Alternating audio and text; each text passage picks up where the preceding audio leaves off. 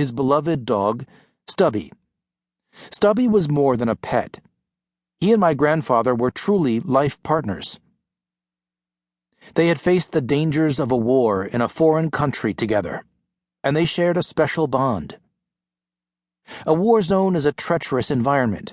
It's noisy and chaotic, with danger lurking at every turn. Incoming enemy fire, poison gas, and the enemy soldiers themselves.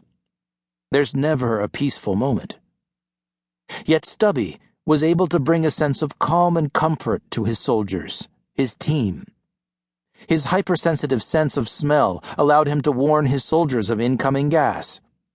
His acute sense of hearing allowed him to track the enemy.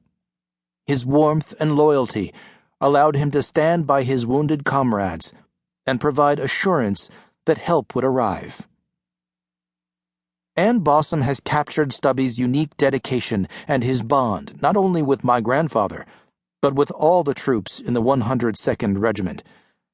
She has captured Stubby's noble service to our country at a time of great need, too. Through my grandfather and his dog, Stubby, I learned that being raised by dogs meant learning the meaning of unconditional love, being both trustworthy and faithful, living with dignity and without hesitation or regret, and caring for others less fortunate or in need. My grandfather returned Stubby's steadfast love and devotion in kind, and he made certain his friend always had the best care, even to his death in my grandfather's arms. My grandfather was never able to let go of the wartime memories, both good and bad, that he and Stubby had shared. His deep-seated attachment and respect for Stubby lasted a lifetime. He never raised, or was raised by, another dog again. And now, Stubby the War Dog. Introduction.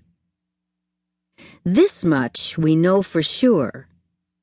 There was a war, there was a soldier, and there was a dog. I discovered the dog by accident in 2010 when I was researching Unraveling Freedom, my book about the American home front during World War I. The animal's story seemed so incredible that at first I didn't believe it could be true. How could one dog have been so capable, survived so many battles, gained such fame? Surely someone had made him up. But the story was true, at least large parts of it, and it grabbed hold of me in the way good stories do, with a smile, coming to mind unexpectedly, and showing up with growing frequency. Doggedly, one could say. 2 years later, my publisher asked me to invent 3 nonfiction book ideas to share at a party, 2 fake and 1 true. I trotted out Stubby as part of the mix. And that's how this book came into being, as a strategic joke at a gathering of librarians and publishers. I think Stubby would have liked that twist, or at least J. Robert Conroy would have, as the devoted keeper of Stubby and his fame. Some people might say that I'm an unlikely candidate to write a book about a dog. For one thing, all of my other titles have focused on the more serious sides of history. Plus, full disclosure, I haven't owned a dog in 40 years. All of the dogs from my childhood met tragic ends. Pooh, the Cocker Spaniel, hit by a car. Bennett, the Chihuahua, disappeared. Checkers, the Dalmatian, hit by the mail truck. Checkers, too, another Dalmatian, put to sleep due to illness. Truth be told, in the decades since, I'd lost interest in dogs. My heart belonged to cats, and cats alone.